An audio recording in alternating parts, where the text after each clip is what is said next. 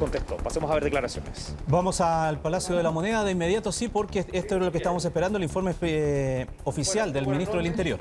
Para dar contexto a los hechos que ocurrieron hoy en la ruta P72, que es la ruta que une la comuna de Cañete con Tirúa, esto al sur de la provincia de Arauco, es importante dar un contexto primero qué significa esta ruta para tanta gente que antes del estado de excepción constitucional tuvo que sufrir diversos ataques justamente en una ruta que lamentablemente incluso fue tomada parcialmente por mucho tiempo por orgánicas radicales que predominan en el sector, muchas de ellas, cierto, también con un tinte violento y terrorista, que en el pasado incluso se tomaron algunos puntos importantes de esta ruta P72.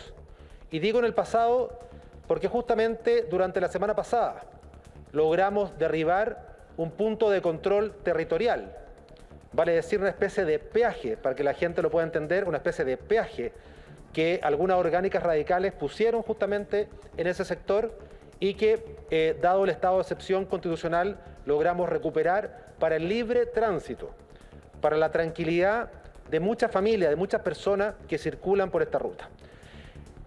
Esta ruta también, lamentablemente, fue utilizada para atacar a personas mapuches y no mapuches, personas en definitiva, de esfuerzo, de trabajo, que circulaban en sus autos particulares, en sus vehículos, en sus camionetas, en sus camiones, y que muchas veces, lamentablemente, fueron emboscadas justamente por este tipo de personas que lo que buscan justamente es sembrar el miedo, el terror, y tal como es la definición justamente, acto terrorista justamente a personas que buscan la tranquilidad en esta zona.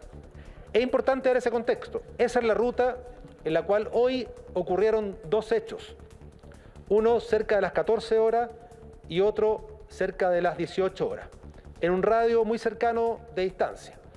El hecho de las 14 horas tiene una relación básicamente con un paradero que es derribado por personas que buscaban bloquear la ruta, ¿cierto? Le echan un acelerante a ese paradero y, en definitiva, generan ahí una barricada, además poniendo algunos elementos contundentes para bloquear la ruta.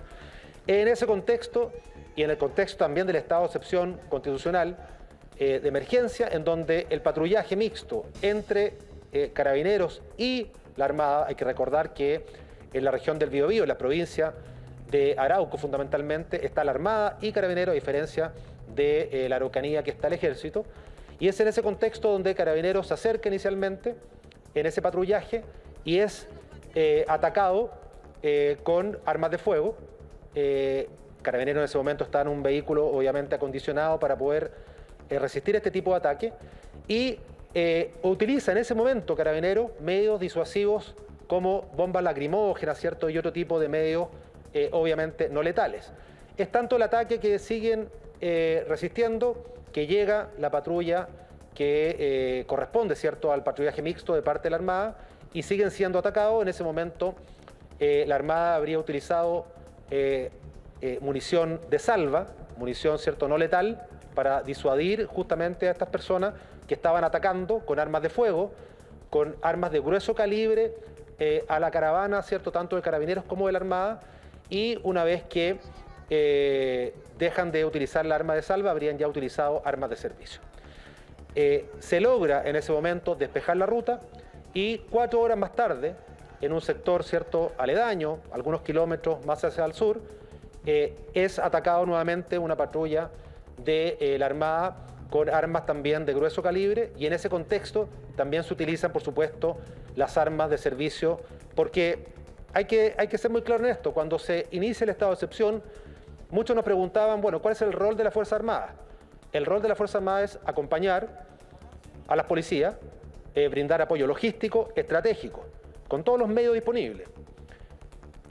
Pero no podían hacer, obviamente, operaciones autónomas o reemplazar a las policías, pero sí podían, y lo dijimos claramente, sí podían defenderse cuando eran atacados por violentistas o por terroristas, como es el caso, ¿cierto?, de los que utilizan estas armas de guerra, y ponen en peligro la vida de ellos o de las policías que están trabajando en conjunto con las Fuerzas Armadas. Y en ese contexto, en el segundo ataque, a las 18 horas, se toman 2 detenidos y esos detenidos portaban armas de grueso calibre, entre ellos un fusil de guerra, munición de grueso calibre y por supuesto estamos en presencia de ataques tipo emboscada, estamos en presencia de ataques terroristas, por supuesto, en un contexto de estado de excepción en donde sabemos que las policías, en conjunto con la Fuerza Armada, están despejando rutas, caminos. ¿Para qué? Para brindar más seguridad a tantas personas que sufren y sufrían justamente estos mismos ataques. Estos mismos ataques que hoy día han perpetrado en contra de las policías, en contra de la Fuerza Armada, lo han sufrido también personas civiles, lo han sufrido camioneros, lo han sufrido personas que utilizan su auto particular, lo han sufrido personas que están en sus viviendas. Este es justamente el sentido de un estado de excepción constitucional, defender a las personas que quieren y merecen vivir en paz de este tipo de ataques arteros, terroristas y por supuesto también con armamento de guerra. Eso es lo que ha ocurrido hoy día en esta ruta P-72 y estos son los hechos que estamos recabando. Obviamente son hechos preliminares, son informaciones que hemos estado recabando durante toda la tarde, porque a diferencia de mucha gente que sale a hablar a los primeros minutos, nosotros como gobierno tenemos un rol de responsabilidad con respecto a la información. Tenemos que recabar la información.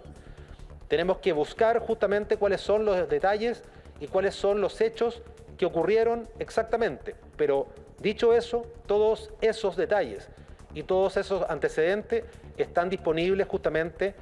Ya hemos tomado contacto con la Fiscalía Regional para ponerlo a disposición como corresponde.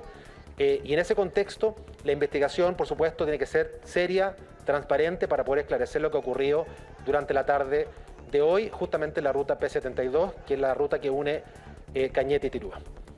Muy buenas noches, ministro. Habla Maribel Retamal de Mega Noticias. ¿Nos puede aclarar, hay personas fallecidas por este procedimiento? Se hablaba de una persona, pero posteriormente hubo información de que serían 2 las víctimas. ¿Quiénes son, si es que es así? Y si es que en este procedimiento se puede aseverar de que estos infantes de Marina o personal de la Armada fueron los que terminaron con la vida de estas 2 personas. A ver, en cada región existe un jefe de la defensa. En el caso de Biobío, el almirante Parga, quien a continuación, de manera obviamente telemática, va a entregar el relato de los hechos tal como corresponde y lo que hubiese ocurrido en cada una de las acciones que he descrito en forma bastante genérica, pero él va a hacer un desglose justamente más detallado.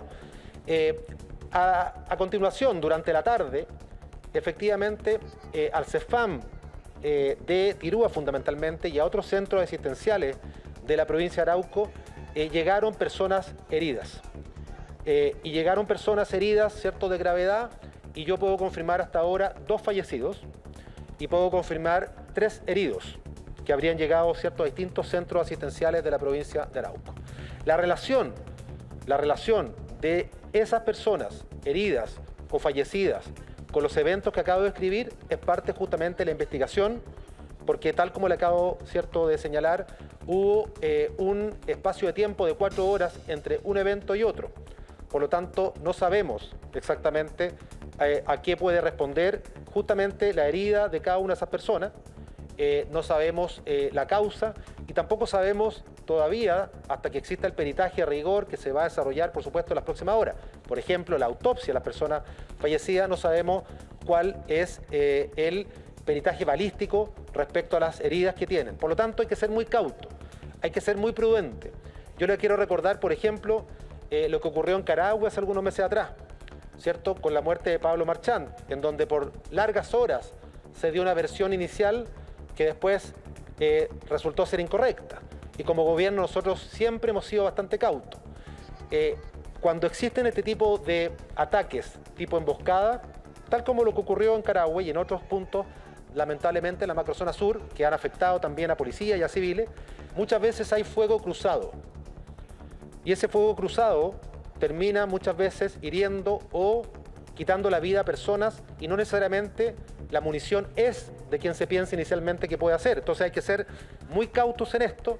Llamamos a la cordura, llamamos ¿cierto?, a la prudencia y esa investigación va a estar, por supuesto, asegurada desde el punto de vista de la transparencia. Es una investigación que incluso, ¿cierto?, cuando hay autopsia se hace con todos los peritajes y con todas las personas que están y que tienen que estar vinculadas y mirando que eso ocurra tal como debe ceñirse al protocolo.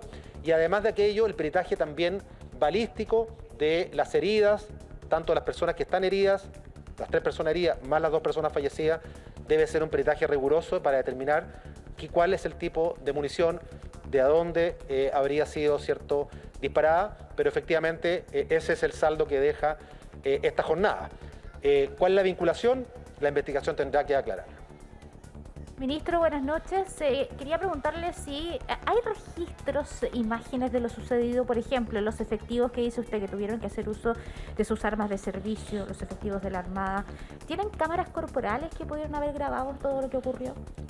Todos esos detalles son parte de la investigación. Nosotros, todos los antecedentes que tengamos a nuestra disposición, tanto las policías como también, por supuesto, los efectivos de las Fuerzas Armadas, van a entregar toda la información y eso también incluye, por supuesto, si hay registros, en este caso, visuales. Pero no están obligados a usar estas cámaras.